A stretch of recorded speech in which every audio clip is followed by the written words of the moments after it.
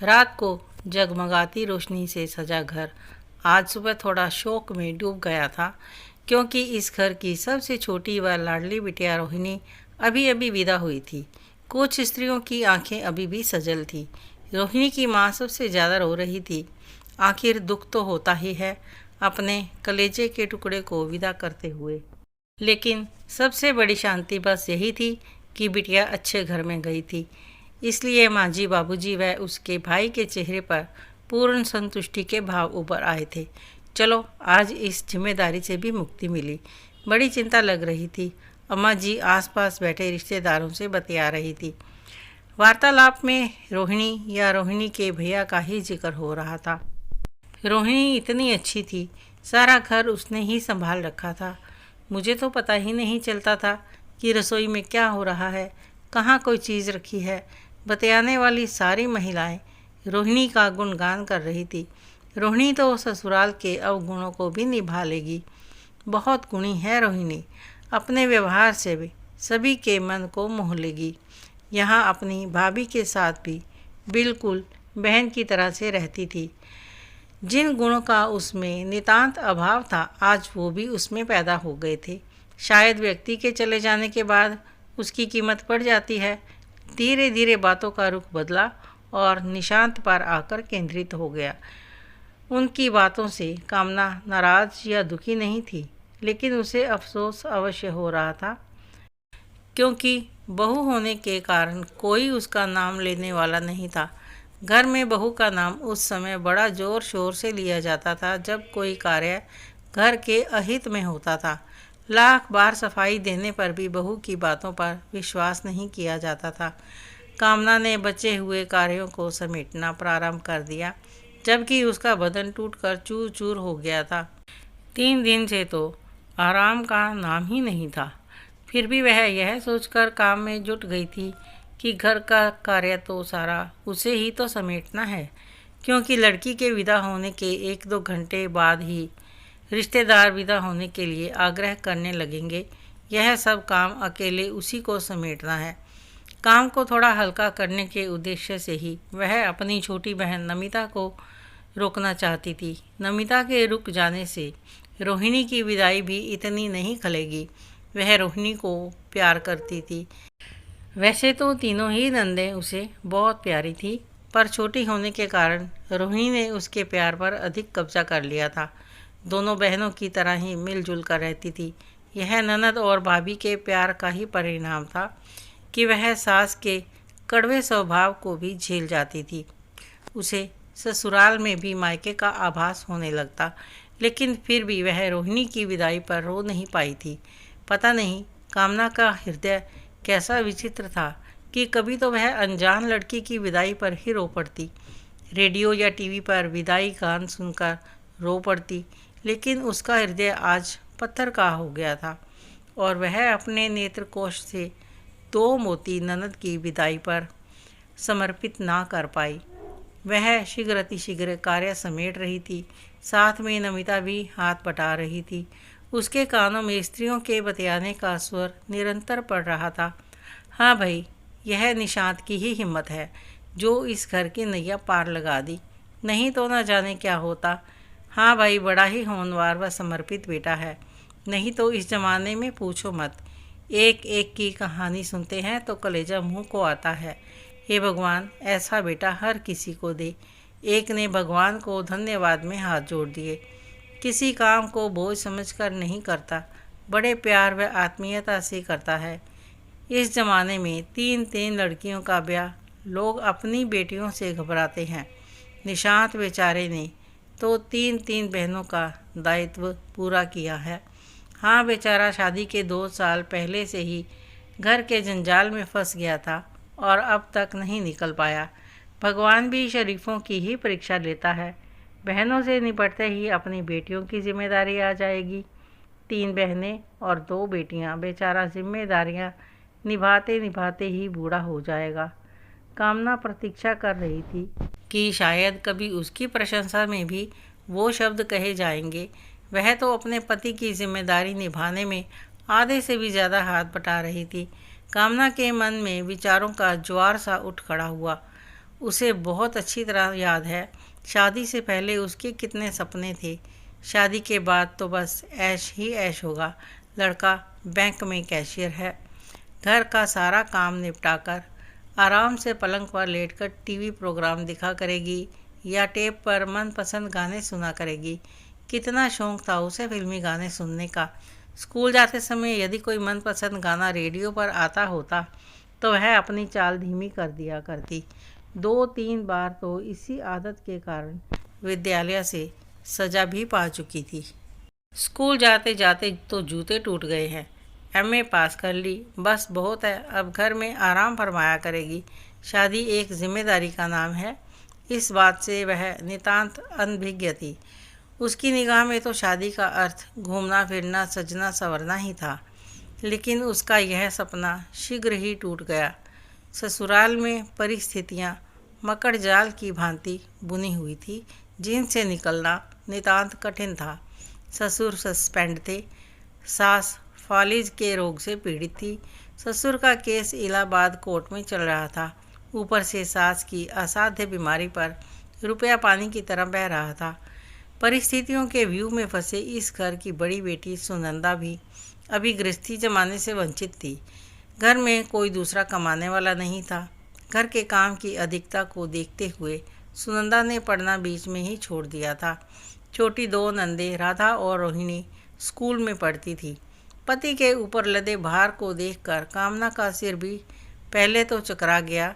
वह बड़ी बुझी बुझी सी रहने लगी। रिश्ते के समय स्वर्ग सी दिखाई देने वाली यह ससुराल अब समस्याओं का अखाड़ा दिखाई देने लगी थी। उसकी कोई भी इच्छा घर की समस्याओं के कारण मृग तृष्णा बन गई थी। ज्यों ज्यों समय बीतता जा रहा था त्यों त्यों उसकी स्थिति में और परिवर्तन आता जा रहा था। पहले तो कामना को इच्छाओं का ही दमन करना पड़ता था, पर अब तो उसे अपनी आवश्यकताएं भी छोड़नी पड़ जाती थी।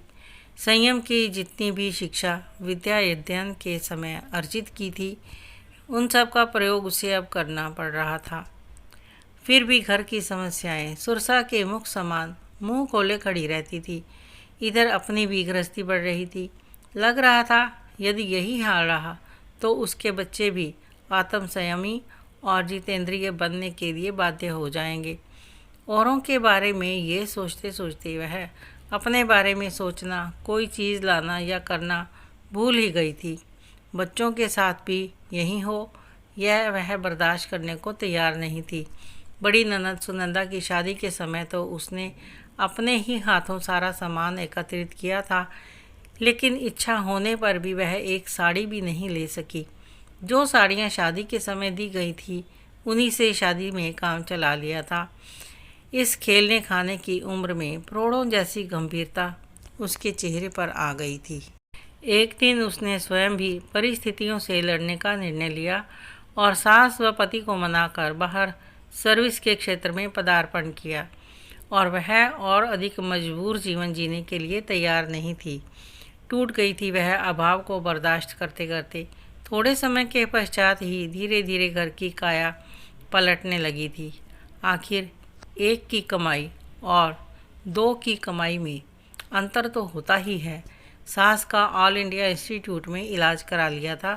3 साल के अंतराल से दोनों नंदों को उनकी ससुराल भेज दिया था। अपने बच्चों को भी इंग्लिश मीडियम स्कूल में पढ़ाना आराम कर दिया। घर के हालात तो बहुत बदल गए थे, लेकिन इतना घर सजाने संवारने में उसे सर्विस के साथ साथ भी त्याग करना पड़ा था।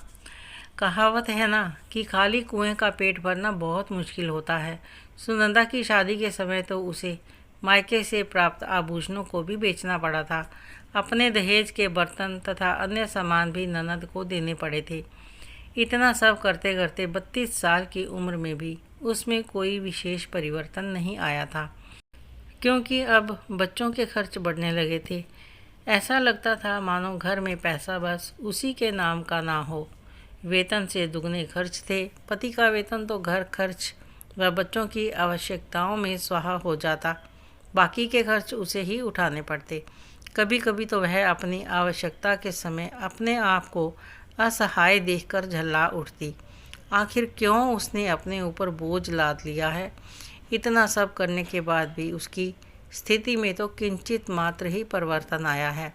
फिर यह सोचकर शांत हो जाती कि बादल अपना सारा जलकोष पृथ्वी को हरा भरा करने में ही लुटा देते हैं और स्वयं रिक्त होकर चले जाते हैं। बच्चों की शादी में उसका सहयोग पति से भी अधिक था। स्त्रियों का वार्तालाप सुन सुनकर उसके दिल में विचारों का ज्वालामुखी पर्वत जैसे पिघलकर बाहर आना चाहता था। सोच सोच कर उसके मस्तिष्क की नसों में तनाव आ गया था। लग रहा था मानो सिर फट जाएगा। उसके हृदय में रह रहकर एक टीस सी उठती और पूरे शरीर में कौंध जाती। वह परिवार के सदस्यों में अपने को खोजने का प्रयास करने लगी। उसे लगा जब घर में उसका कोई अस्तित्व ही नहीं तो फिर वह किसके लिए इतना सब कर रही है, किसके लिए उसने अपना सर्वस्व बलिदान कर रखा है। क्यों नहीं वह अपने जीवन को संपूर्ण रूप से जी पा रही। यदि तीनों नंदों की शादी उसे ना करनी पड़ती तो आज वह क्या इस हाल में होती। पैतृक संपत्ति के रूप में उसे केवल पैतृक जिम्मेदारियां ही मिली थी। सोचते सोचते उसकी आंखों के सामने अंधेरा छा गया। अचानक उसके हाथ से लड्डुओं का बर्तन गिर गया। लड्डू फर्श पर चारों ओर लुढ़क गए और वह अचेत अवस्था में फर्श पर गिर पड़ी। बर्तन गिरने की झंकार कमरे में गूंज उठी, जिसकी आवाज़ निश्चित रूप से पास के कमरे में भी पहुंची। आवाज़ सुनकर सास और 2-3 स्त्रियां कमरे में आईं और पास बैठ गई। बहू की हालत देखकर वह घबरा गई।